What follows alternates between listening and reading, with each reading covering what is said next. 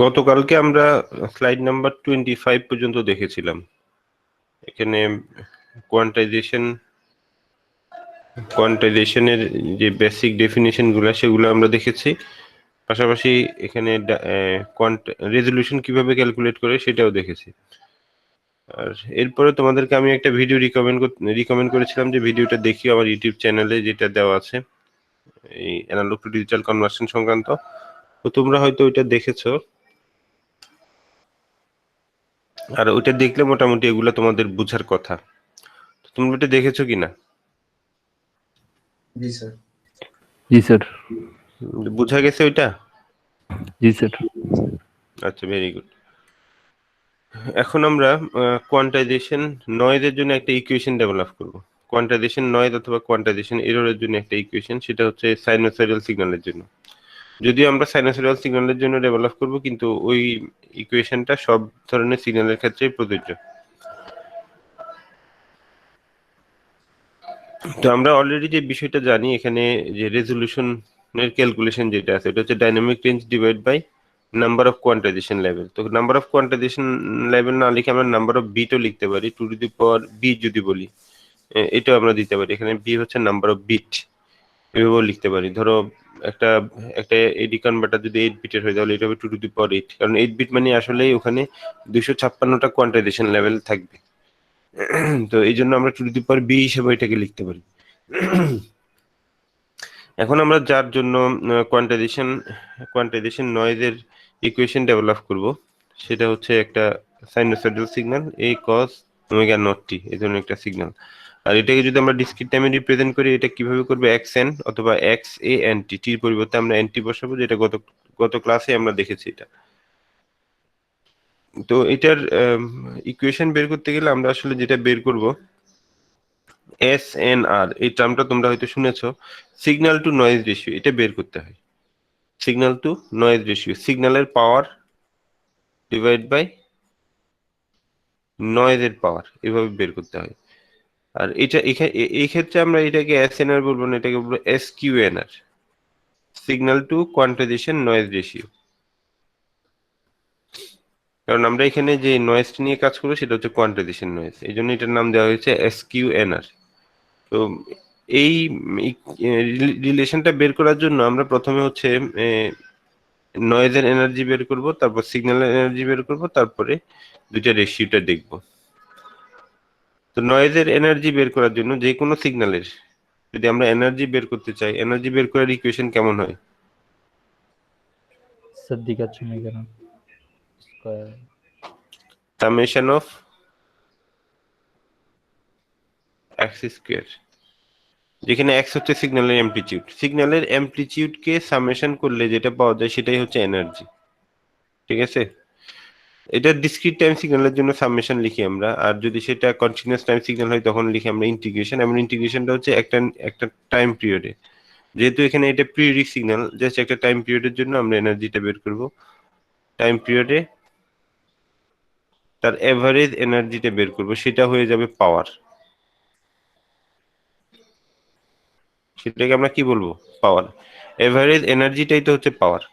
তো আমরা যখন সিগন্যালের পাওয়ার বের করব তখন এভাবেই করব, 1/t xt স্কোয়ার, অর্থাৎ অ্যামপ্লিটিউডকে স্কোয়ার করে একটা সাইকেলের জন্য যদি আমরা ইন্টিগ্রেশন করি এবং সেটাকে যদি অ্যাভারেজ করি, তখন যেটা বের হবে সেটা হবে পাওয়ার। এভাবে আমরা বের করব। তো এখানেও একইভাবে বের করবো আমরা পি কিউ, কোয়ান্টাইজেশন নয়েজের যে পাওয়ার, সেটা যদি আমরা বের করতে চাই 1/2 টাউ মাইনাস টাউ থেকে টাউ ই কিউ স্কোয়ার টি ডিটি। এটা হচ্ছে যে কোয়ান্টাইজেশন নয়েজের জন্য ইকুয়েশন। তো এটা আমরা কোত্থেকে পেলাম, এই যে মাইনাস টাউ টাউ, এটা কোত্থেকে নিলাম? এটা আমরা এখানে যদি দেখি এই সিগন্যালের, ধরো এতটুকু অংশ যদি আমরা নিই, হ্যাঁ, এতটুকু অথবা এতটুকু অংশ যদি নিই, এটা একটা স্ট্রেট লাইনের মতো হচ্ছে না? তাহলে এটা হচ্ছে কোয়ান্টাইজেশন লেভেল, আর সাইন ওয়েভটা হচ্ছে এরকম ভাবে চেঞ্জ হচ্ছে। তো এখান থেকে এখানে নিলে এটা কি হবে, স্ট্রেট লাইনের মতো না? এতটুকু অংশ এখানে নেওয়া হয়েছে যে, দেখো। আর এটাকে আমরা টাইম দিচ্ছি মাইনাস টাউ থেকে টাউ, মানে একটা কোয়ান্টাইজেশন লেভেল থেকে আরেকটা কোয়ান্টাইজেশন লেভেলে এতটুকু পর্যন্ত যে টাইম, মাইনাস টাউ থেকে টাউ। আর এটার যে সাইজ, স্টেপ সাইজ অথবা রেজলিউশন, সেটা হচ্ছে ডেল্টা। আর এটা হচ্ছে যে কোয়ান্টাইজেশন লেভেল, তাহলে উপরের দিকে হবে del/2 আর নিচের দিকে হবে del/2। এটা সাইজও del/2 হবে, এটা সাইজও del/2 হবে। এখন আমরা এটার ইকুয়েশন বের করতে হবে, এটাই হচ্ছে আমাদের ইকিউটি। এটার ইকুয়েশন যদি আমরা বের করতে পারি সেই ভ্যালুটা আমরা এখানে বসাই দিতে পারি।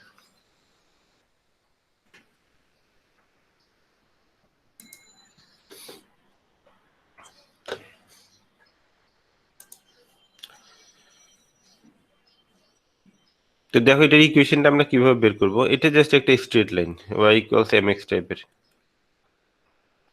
তো এখানে ওয়াইটা হচ্ছে যে কোয়ান্টাইজেশন নয়েজ, ইকিউটি, আর এম যেটা আছে এটা হচ্ছে স্লপ। আর স্লপ মানে আমরা কি জানি, এটা tan theta, tangent. Tan theta যদি হয় এটার ভ্যালু কত হবে? Vertical distance divide by horizontal distance, y/x হয় না? তো এখানে জি স্যার। y এর ভ্যালু কত? এই যে y এর ভ্যালুটা কত বলো? Del sir. ডেল। আর x এর ভ্যালু কত? স্যার 2 ল্যাম্বডা হবে স্যার। 2 টাও হবে আর কি। তো এটা হলো এম, এটা বের হলো del/2 টাও। আর এখানে এটা তো টি ভেরিয়েবল, এক্স না টি, তাহলে এটাই হচ্ছে কোয়ান্টাইজেশন নয়েজের জন্য ইকুয়েশন। ঠিক আছে। তো আমরা এখানে যে পাওয়ারের ইকুয়েশন যেটা লিখেছি সেখানে এটা যদি বসাই দিই, আবার এখানে অবশ্যই আমরা যেহেতু এটা সিমেট্রিক্যাল, এই যে মাইনাস টাউ থেকে টাউ পর্যন্ত সব জায়গায় তো একই স্লপ, এটাকে আমরা 0 থেকে টাউ 1/টাউ এটা লিখলেও কিন্তু সেম হবে। তো আমাদের ক্যালকুলেশনটা আরেকটু ইজি হবে, লিমিট মাইনাস টাউ থেকে টাউ না দিয়ে 0 থেকে টাউ এভাবেও দিতে পারি আর কি। তো এরপরে ইকিউটি এটার ভ্যালুটা এখানে বসাই দাও, বসাই দেওয়ার পরে এটাকে ইন্টিগ্রেশন করো। ইন্টিগ্রেশন নিশ্চয়ই তোমরা জানো, এটা ইন্টিগ্রেশন জি করা স্যার। যাবে। হুম, জি স্যার, অবশ্যই যাবে। করা উচিত তোমাদের, যেহেতু তোমরা অনেক ইন্টিগ্রেশন করে আসছো ইন্টারমিডিয়েট থেকে এখন পর্যন্ত। তো এটা সহজ ইন্টিগ্রেশন, এটা করবা, করার পরে এটা পাবে তোমরা del²/12।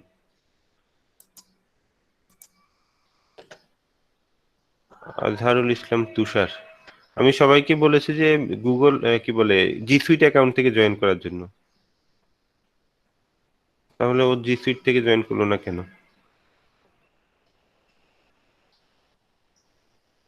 ওকে কি চিনো তোমরা? তোমাদের আইডি কত? 18। আচ্ছা, ও পুরনো student.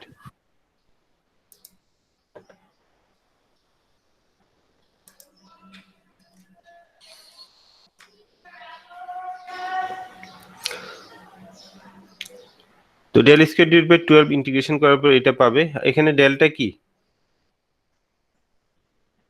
Resolution. Resolution resolution. Resolution কিভাবে হিসাব করে? Dynamic range divide by number of quantization level. তো আমরা যদি ধরে নিই আমাদের বি বিট, আমরা হচ্ছে যেই এডি কনভার্টার ইউজ করবে সেটা হচ্ছে বি বিট, তখন আমাদের নাম্বার অফ কোয়ান্টাইজেশন লেভেল হবে 2⁴ বি। আর ডাইনামিক রেঞ্জ কতটুকু হবে সেটা আমরা বের করতে পারি সিগন্যাল থেকেই। সিগন্যালের অ্যামপ্লিচিউড হচ্ছে এ, তাহলে সিগন্যালটা শুরু হবে কত? -a থেকে, তার মিনিমাম অ্যামপ্লিচিউড হবে -a, ম্যাক্সিমাম কতটুকু হবে? এ হবে। যেহেতু একটা সাইনোসয়েডাল ওয়েভ এরকমই হবে, এটা আমরা জানি। তো ডাইনামিক রেঞ্জ কত? তাহলে এটা ডাইনামিক রেঞ্জ কতটুকু হবে? 2a। 2a। Very good. এই যে মিনিমাম হচ্ছে -a, ম্যাক্সিমাম হচ্ছে এ, তাহলে এ মাইনাস মাইনাস এ অর্থাৎ a+a, এটা হবে 2a। এটাই হচ্ছে আমাদের ডেল্টা রেজলিউশন। তো এটা এখানে বসাই দিচ্ছি আমি, 2a ডিভাইড বাই 2b। এটা কি হবে? স্কোয়ার হবে আবার, না সরি, এটা তো ডেল্টা, এটা তো আবার বের করলাম, ডেল হচ্ছে এইটা। তো এইটার ভ্যালুটা আমরা এখানে এই ইকুয়েশনে বসাই দিব। ইকুয়েশনে বসাই দিলে আমাদের নয়েজের পাওয়ার হবে এটা। নয়েজের পাওয়ার এখানে দুইটা বিষয়ের উপর ডিপেন্ড করে, একটা হচ্ছে অ্যামপ্লিটিউডের উপর ডিপেন্ড করে, আর একটা কিসের উপরে? নাম্বার অফ বিটের উপর, এটার উপর ডিপেন্ড করে। তারপরে আমরা সিগন্যালের পাওয়ার বের করব একইভাবে, ইন্টিগ্রেশন করব একটা টাইম সাইকেলে অথবা একটা টাইম পিরিয়ডে যদি ইন্টিগ্রেশন করি, তার অ্যামপ্লিটিউড স্কোয়ার করতে হবে অবশ্যই। স্কোয়ার করে যদি আমরা ইন্টিগ্রেশন করি তখন এটা হবে a²/2। এটা খুব পুরনো ইন্টিগ্রেশন, তোমরা এগুলা করে আসছো ফার্স্ট সেমিস্টারে হয়তো করে করে থাকার কথা। সার্কিটে এরকম সিগন্যালের পাওয়ার বের করার অনেক ধরনের প্রবলেম থাকে। তো এই ধরনের ইন্টিগ্রেশনটা তোমরা করবা, এটা অবশ্যই করতে হবে। যদি অনলাইনে পরীক্ষা হয় তাতে তোমাকে ক্যালকুলেশন করতে হবে, অফলাইন হলে এই ক্যালকুলেশন গুলো তোমরা দেখাবা। তো a²/2 এটা হচ্ছে তার এনার্জি। কিসের এনার্জি? সিগন্যালের, সরি, এনার্জি না, পাওয়ার স্যার, সিগন্যালের পাওয়ার পাওয়ার। এটা। পাওয়ার, এনার্জি বললে ভুল কথা হবে, পাওয়ার। এবার আমরা দুইটা পাওয়ার পেয়ে গেলাম, সিগন্যালের পাওয়ার আর নয়েজের পাওয়ার পেয়ে গেলাম। এবার আমরা রেশিও বের করবো, এই যে সিগন্যাল টু নয়েজ রেশিও, এসকিউএনআর। এটা বের করলে তাহলে এই প্যারামিটার যেটা আছে এটা হবে নিচে আর এটা হবে উপরে, আর ক্যালকুলেশন করলে আমরা পাচ্ছি 3/2 × 2v। তো এসকিউএনআর কে সবসময় আমরা ডেসিবেলে এক্সপ্রেস করি, এটাকে ডেসিবেলে এক্সপ্রেস করা হয়। তো ডেসিবেলে এক্সপ্রেস করলে কিভাবে করব, এটার লগারিদম নিব, 10 বেস লগারিদম নিতে হবে, 10 × 10 বেস লগারিদম এসকিউএনআর। এটা যদি করা হয় এটা হবে 1.76 + 6.02b। তো এই ক্যালকুলেশনটা আমি অবশ্যই পরে দেখিয়েছি, এখানে স্লাইডের মধ্যে আছে। এই যে 10 log 10 যদি তুমি 3/2 এটাকে নাও, এটা শেষ পর্যন্ত 1.76 + 6b। এটা কিভাবে আসবে এখানে দেখানো আছে, তোমরা এটা দেখে নিবা, ঠিক আছে? জি স্যার। এটা হয়তো স্লাইডে থাকবে না, স্লাইডে যেটা আছে অনলাইনে যে স্লাইডটা আছে আমার ওয়েবসাইটে সেইখানে হয়তো এটা নাও থাকতে পারে। তো এখানে তো আমি দেখাইলামই, তোমরা ভিডিও দেখে এটা করে নিবা আর কি। জি স্যার, এটা লাস্টের নাই, 31 পেজ পর্যন্ত আছে। তো না থাকলে তোমরা, আমি তো এখন দেখাইলাম না, ওই ভিডিওটাকে পজ করে তোমরা দেখে নিবা, ঠিক আছে? জি স্যার। তো লাস্টে যেই রেজাল্টটা এখানে আসলো 1.76 + 6.02b, এখান থেকে আমরা কি বুঝবো, এখানে এসকিউএনআর যেটা আছে সিগন্যাল টু নয়েজ রেশিও আসলে ডিপেন্ড করে শুধুমাত্র বি এর উপরে, অন্য কোনো প্যারামিটার কিন্তু এখানে নাই। এটা তো কনস্ট্যান্ট, এটাও কনস্ট্যান্ট, শুধুমাত্র বি এর উপর ডিপেন্ড করে। তাহলে নাম্বার অফ বিট যত বেশি হবে এসকিউএনআর তত বেশি হবে, তত বড় হবে। তো এসকিউএনআর বড় হওয়া ভালো নাকি ছোট হওয়া ভালো? সিগন্যাল টু নয়েজ স্যার কম। বড় ভালো। বড় হওয়া ভালো, সিগন্যালের পাওয়ার বড় হওয়া মানে হচ্ছে সিগন্যালের পাওয়ার বেশি, নয়েজের পাওয়ার কম, ঠিক আছে? যত বড় হবে সিগন্যালের পাওয়ার বেশি, নয়েজের পাওয়ার কম, এটাই তো প্রমাণিত হচ্ছে। তো সেটা হওয়া মানে ভালো আমাদের জন্য। আর তুমি বি এর ভ্যালু যত বাড়াবা এখানে কিন্তু এসকিউএনআর এর পরিমাণ তত কি হবে, বাড়তে থাকবে। হ্যাঁ, তো এখান থেকে এটাই প্রমাণিত হয় যে যেটা আমরা অলরেডি জানি যে বি এর ভ্যালু অথবা নাম্বার অফ কোয়ান্টাইজেশন লেভেল যত বাড়বে এসকিউএনআর কি হবে তত বাড়বে, ততই কোয়ান্টাইজেশন নয়েজ কমে যাবে। আর এখন কিভাবে কমবে এটার একটা ক্যালকুলেশন আমরা এখানে এই ইকুয়েশনের মাধ্যমে করতে পারবো। ধরো তুমি বি এর ভ্যালু যদি 1 বাড়াও, বি এর ভ্যালু যদি 1 করে বাড়ে সেক্ষেত্রে 6 dB করে বেড়ে যাবে, এসকিউএনআর হচ্ছে 6 dB করে বেড়ে যাবে, ঠিক আছে? 1.76 এটা তো কনস্ট্যান্ট, 6 dB করে বাড়বে কখন, বি এর ভ্যালু 1 বাড়লে অ্যাপ্রক্সিমেটলি 6 dB করে বাড়বে।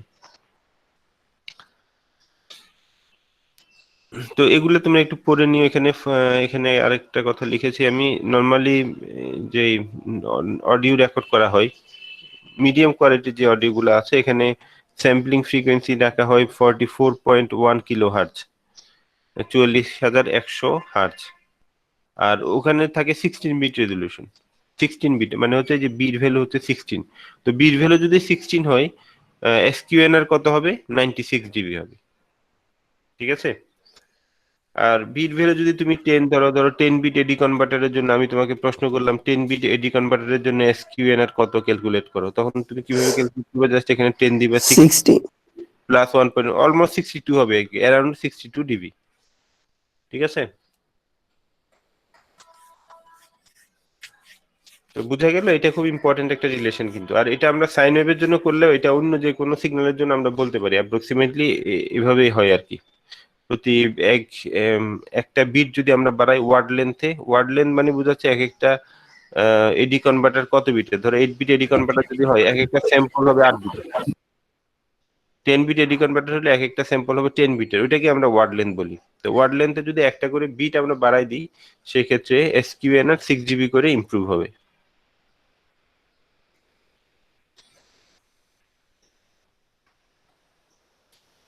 এখন আরেকটা এক্সাম্পল দেখবো আমরা, এক্সাম্পল 1.4.4, এটা প্রোকিসের।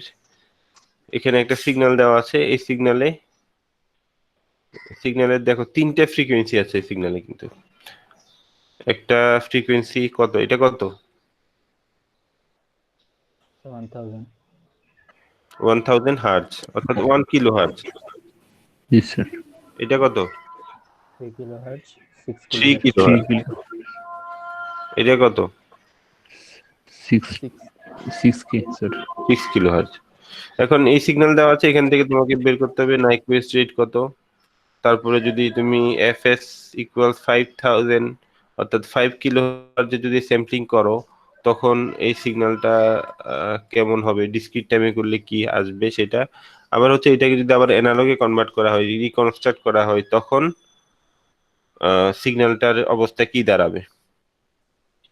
তো এখানে একটা বিষয় দেখো, এখানে যে সিগন্যালের যে ফ্রিকোয়েন্সি 1 কিলোহার্টজ, 3 কিলোহার্টজ, 6 কিলোহার্টজ, তাহলে এটার জন্য নাইকুয়েস্ট রেট কত হওয়া উচিত? Double. Sir maximum maximum maximum double. Maximum কত? 6। ম্যাক্সিমামের ডাবল কত? 12। আর স্যাম্পলিং ফ্রিকোয়েন্সি কত হওয়া উচিত? 12 কিলোহার্টজ থেকে বেশি হওয়া উচিত যদি আমরা এটাকে রিকনস্ট্রাক্ট করতে চাই। স্যার তো এখন আমরা এখানে স্যাম্পলিং রেট কত, এখানে কি বল, কোশ্চেনে স্যাম্পলিং রেট বললো যে 5 কিলোহার্টজ, তাহলে 5 কিলোহার্টজ যদি হয় এগুলা কি রিকনস্ট্রাক্ট করা যাবে? মিনিমাম দরকার হচ্ছে আমাদের 12 কিলোহার্টজ, আর এখানে হচ্ছে 5 কিলোহার্টজ। সেই ক্ষেত্রে দেখো এটার জন্য এটা ঠিক আছে, প্রথম যে ফ্রিকোয়েন্সি ওটার জন্য 5 কিলোহার্টজ ঠিক আছে, কারণ এটা হচ্ছে 1 কিলোহার্টজ, তাহলে এটা 5 টাইমস বেশি। 2 টাইমস দরকার ছিল আমাদের, 5 টাইমস বেশি।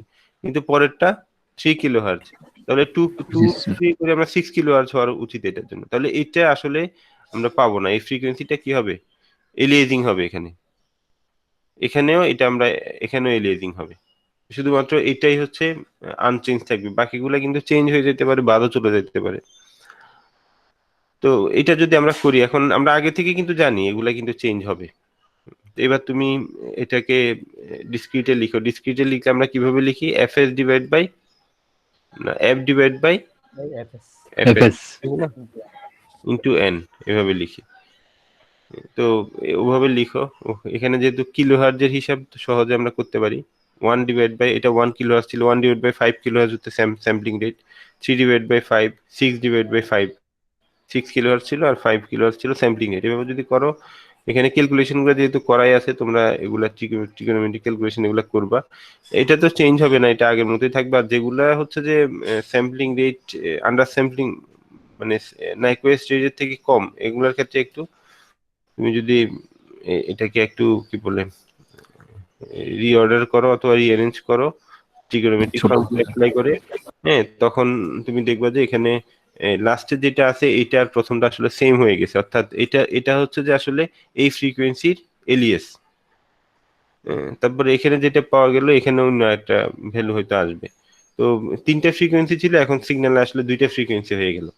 এবার তুমি যে অ্যাকসেন্টটা পাচ্ছ এটাকে যদি আবার অ্যানালগে কনভার্ট করো, আবার যদি এটাকে তুমি x80 এভাবে লিখতে চাও, কি করতে হয়?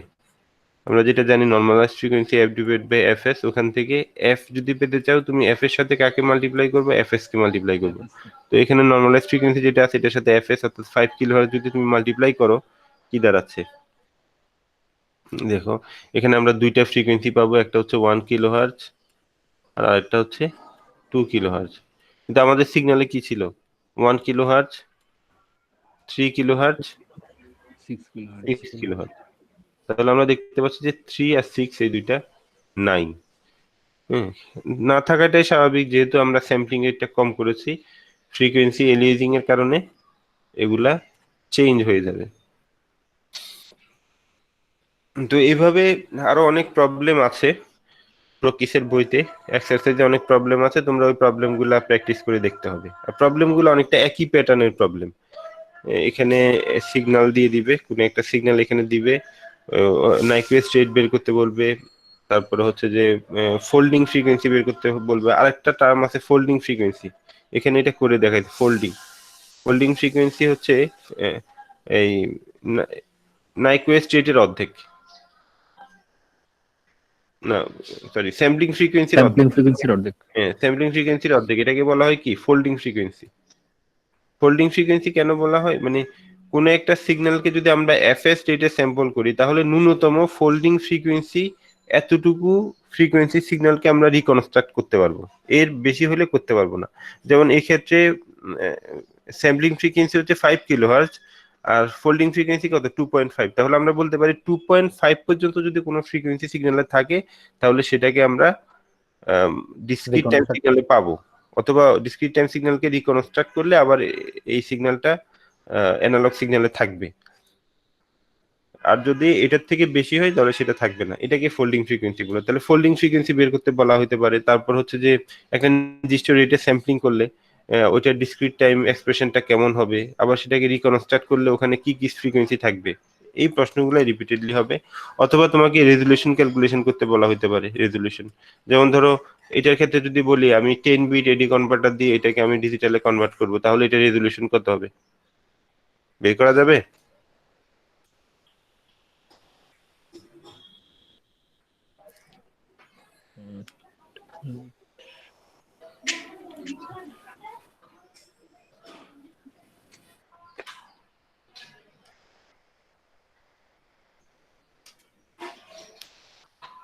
যাবে কি না? জি স্যার, যাবে স্যার। কিভাবে করবে? ডাইনামিক রেঞ্জ বের করতে হবে। আর 10 বিট জি স্যার, আর ওই জি sir, 2 to the power। Dynamic range কিভাবে বের করবে? যদি সাইন কস থাকে তাহলে যদি এখানে ডিস্ট্রাকটিভ ইন্টারফারেন্স হয় একদম মিনিমাম ভ্যালু হইতে পারে এটার সবগুলা মাইনাস করলে যেটা হয়, মানে এটা -3 -5 -10, তাহলে কত হবে মিনিমাম? -18। আর ম্যাক্সিমাম হইতে পারে +8। তাহলে এইভাবে লিখবো 2 × 18 ডিভাইড বাই 2^10। এটাই হচ্ছে রেজোলিউশন। ঠিক আছে? জি স্যার। স্যার এই জিনিসটা একটু বলবেন স্যার, 18টা যে ইয়া বলেন স্যার। এই সিগন্যালের ক্ষেত্রে মিনিমাম অ্যামপ্লিটিউড কত হইতে পারে? জি স্যার, সবগুলো যদি সবগুলা যদি মাইনাস হয়, -3 -5 -10, তখনই তো সবগুলা একেবারে মিনিমাম হবে ওইটা। আর ম্যাক্সিমাম কত হইতে পারে সবগুলাকে যদি আমরা প্লাস করে দিই? ও 10 + আচ্ছা, 15 বুঝছি স্যার। + 10। ওইগুলো স্যার যোগ হয়েছে না? হ্যাঁ, এই জন্য যোগ। 18। আচ্ছা, বুঝছি স্যার। স্যার এলিয়াসিং এর ক্ষেত্রে কি মানে অ্যামপ্লিটিউডে কোনো ফ্যাক্টর নাই না, মানে শুধুমাত্র ফ্রিকোয়েন্সিটা এখানে মেনে নেয়া? হ্যাঁ, না, ফ্রিকোয়েন্সিটাই মেইন বিষয়, অ্যামপ্লিটিউড কিছু না।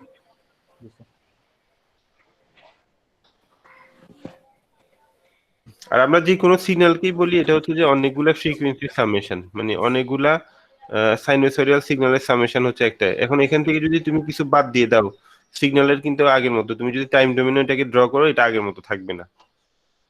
এটার চেঞ্জ হয়ে যাবে, অনেক চেঞ্জ হবে। তো এই ফ্রিকোয়েন্সিটাই হচ্ছে এখানে মেইন ইনফরমেশন।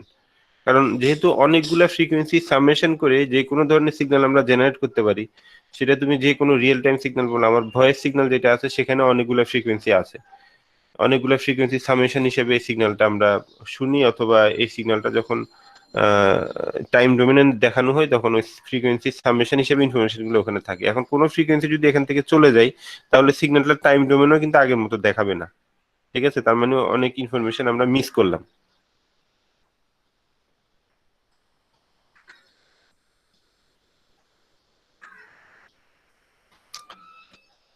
তোমরা তাহলে এখানে প্রবলেম গুলো করবা, আর এখানে স্লাইডে যা আছে এগুলো তো অবশ্যই ভালো করে পড়তে হবে।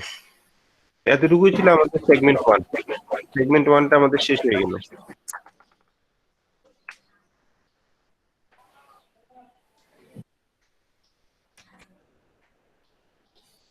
স্যার কুইজ কি আগামী মঙ্গলবার হবে? সে কুইজ হ্যাঁ, ল্যাবের জন্য কুইজ নিব, থিওরির জন্য কুইজ নিব না। আচ্ছা আচ্ছা। থিওরির জন্য ক্লাস টেস্ট নিব, সেটা হয়তো যদি অনলাইনে নিতে হয় সেটা তো গুগল ফর্মের মাধ্যমে নিতে হবে। তো সেটা আমি এখনো কিছু বলবো না। ওইটা যখন নেওয়ার কথা হলে তখন গুগল ক্লাসরুমে আমি নোটিশ করে দিব আর কি, যদি এটার উপরে কোনো সিটি নি। তবে তোমরা নিজেরা পড়বা, আমি প্রেশারাইজ করে পড়ানোর পক্ষপাতী না। তোমাদেরকে বারবার পরীক্ষা নিব তারপর তোমরা পড়বা, এটা ভালো না। এগুলা শেখার জিনিস, মজার জিনিস। একটু যদি পড়াশোনা করো দেখবে এগুলো ভালোই লাগে, বুঝার জিনিস। এগুলা একটু পড়ে দেখতে পারো তোমরা। পড়া যদি জমায়ে রাখো সেটা তোমাদের জন্য ক্ষতি হবে। কারণ অনলাইনে যদি পরীক্ষা হয় আমি কিন্তু ডিরেক্ট প্রশ্ন করবো না যে তোমরা দেখে দেখে দেখে লিখে ফেলবে, এই ধরনের প্রশ্ন থাকবে না। আগের সেমিস্টারে যারা আছে ওদের কাছ থেকে একটু অভিজ্ঞতা নিতে পারো। ওখানে কিন্তু তোমাকে ঠিকই নিজে পরিশ্রম করেই কিন্তু আহ, লিখতে হবে, একেবারে কপি পেস্ট করার সুযোগ নাই। আর গত সেমিস্টারে যেরকম ছিল এই সেমিস্টারে ঠিক একই প্যাটার্নে হবে না, অন্যরকম হয়ে যাবে। তো পড়াশোনা যে করবে তার জন্য সহজ হবে, আর যে পড়াশোনা করবে না সেই ওই যে কোশ্চেন দেখবে, কোশ্চেন বুঝবে, তারপরে কোশ্চেনটা খুঁজে বের করবে এটা কোন পার্টে আছে, তারপর সেটা লিখবে। তো ওভাবে আসলে হবে না, ওভাবে তোমার অনেক বেশি সময় লাগবে, এত সময় তো পরীক্ষায় থাকবে না। তুমি যদি এখন থেকে বুঝে রাখো তাহলে কোশ্চেন দেখার সাথে সাথে তুমি বুঝবা যে এটা আসলে কি লিখতে হবে। সে আসলে খুঁজে বের করে যেটা করবে, সে হয় ইন্টারনেট থেকে কপি পেস্ট করে কিছু একটা দিয়ে দিবে, অথবা স্লাইড থেকে কিছু একটা লিখে দিবে।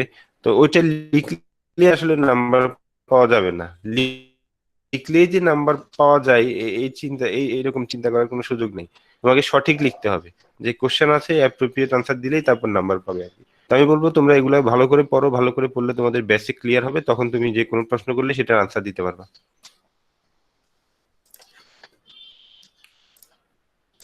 তো আমি এখন রেকর্ডিংটা ক্লোজ করে দিচ্ছি, যেহেতু আমাদের এই সেগমেন্টের রেকর্ড আমি যখন শেয়ার করবো গুগল ক্লাসরুমে তখন সেগমেন্ট 1-এ এটা শেয়ার করবো আর কি। স্যার কত আবার ক্লাসের এখন ক্লাস শেষ হচ্ছে না, আবার কত ক্লাসের রেকর্ডটা দেন নাই? আচ্ছা, গত ক্লাসের রেকর্ডটা আমি আগে রেকর্ডিং এটা স্টপ করি, তারপর কথা বলবো।